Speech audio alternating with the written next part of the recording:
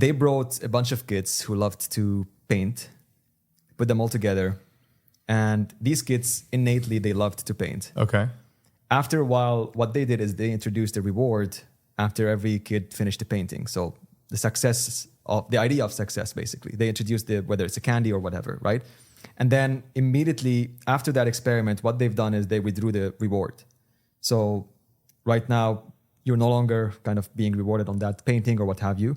The results were the fact that kids who innately loved to paint stopped painting. Interesting.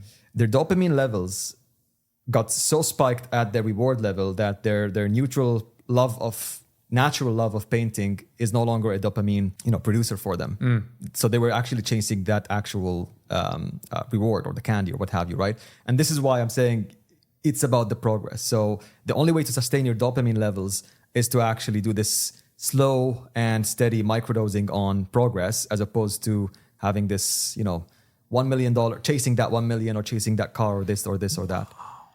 So we need to start calling you the progress expert. But it's true. I mean, you know a lot about it. I mean, when you write a whole book about a topic like this, you end up knowing so much. But I see what you're saying, because I feel that you can feel that with so many things, like what you said again, the toys and the cars and everything. You can get that, and probably for the first few weeks, you're going to be liking it and so excited to go. But 1 month in, 2 months in, at some point, you just don't care anymore as much as you did the first time. Exactly.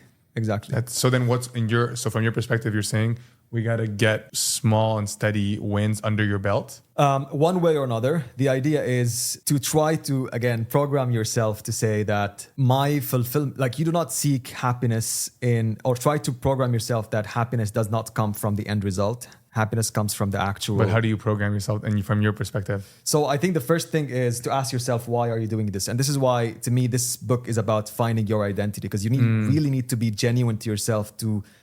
Are you doing this for the love of doing it, or are you doing it for the reward that it brings, right? Yeah. So do you like, you've gone into coaching do you love doing it for the virtue of it, which is helping people and all of that, or for example, the outcome that it brings, right? And the moment you start understanding genuinely, because a lot of people are not that genuine with one another, with each other, then you can actually start. But and this is where I'm not coaching anybody. I'm just saying, like, you have to purely be genuine to yourself to answer that question. I can't answer that.